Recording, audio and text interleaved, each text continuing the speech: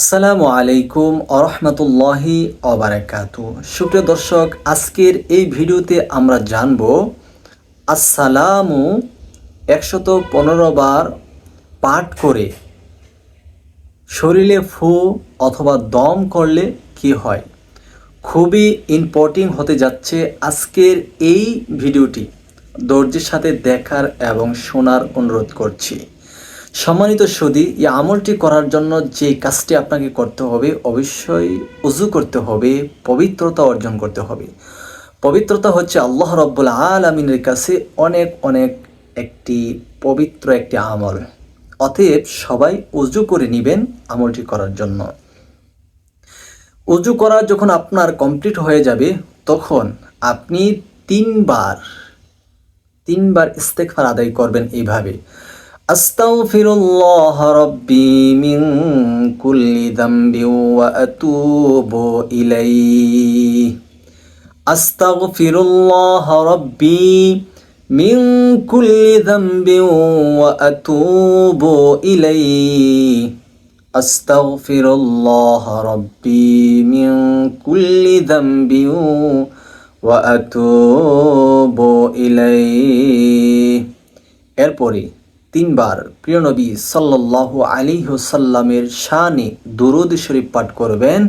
পরামর্শ থাকবে দুরূদ ইব্রাহিম পাঠ করার জন্য, যেমন আল্লাহুম্মা সাল্লি আলা মুহাম্মাদ ওয়া আলা আলি মুহাম্মাদ কামা সাল্লাইতা আলা ইব্রাহিম ওয়া আলা আলি ইব্রাহিম ইন্নাকা হামিদুম মাজিদ। আল্লাহুম্মা বারিক আলা মুহাম্মাদ ওয়া আলা আলি মুহাম্মাদ কামা বারাকতা আলা ইব্রাহিম ওয়া আলা আলি ইব্রাহিম ইন্নাকা হামিদুম মাজিদ। তিনবার ইস্তিগফার আর তিনবার দুরূদ শরীফ যখন পাঠ করা হয়ে যাবে, তখন আপনি ১১৫ বার আসসালামু আসসালামু আসসালামু আসসালামু আসসালামু আসসালামু আসসালামু আসসালামু পাঠ করবেন।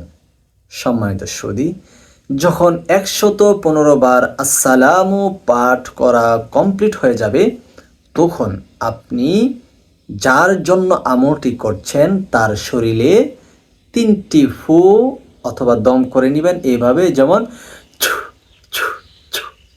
এরপর আপনি ২ বার দুরূদ শরীফ পাঠ করে আপনি ২টি ফু তার শরীরে দিয়ে দিবেন, যেমন সাল্লাল্লাহু আলাইহি ওয়াসাল্লাম সাল্লাল্লাহু আলাইহি ওয়াসাল্লাম। প্রিয় দর্শক, এখন আমরা জানব আসসালামু ১১৫ বার পাঠ করলে কি হয়। এই বিষয়টি জানার পূর্বে আপনি যদি আমাদের এই ছোট্ট চ্যানেলে নতুন এসে থাকেন, দয়া করে চ্যানেলটি এখনই সাবস্ক্রাইব করে ফেলুন, ভিডিওটি শেয়ার করে সবার মাঝে প্রচার করে দেন।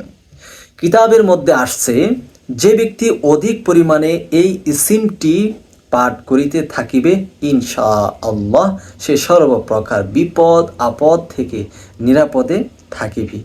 এবং যে ব্যক্তি ১১৫ বার এই ইসিমটি পড়িয়া কোনো রুগ্ন ব্যক্তির শরীরে ফু অথবা দম করিবে, আল্লাহ তাআলা তাকে সুস্থতা দান করবেন, দ্রুত গতিতে তাকে সুস্থতা দান করিবে। যে কোনো অসুস্থ ব্যক্তির শরীরে ১১৫ বার আসসালামু পাঠ করে দম করবেন, ইনশাল্লাহ আল্লাহ তাআলা তাকে সুস্থতা নসিব করবেন। তো আজকের ভিডিওটি এই পর্যন্ত। যারা নতুন এসেছেন অবশ্যই চ্যানেলটি সাবস্ক্রাইব করবেন, ভিডিওটি শেয়ার করে দিবেন।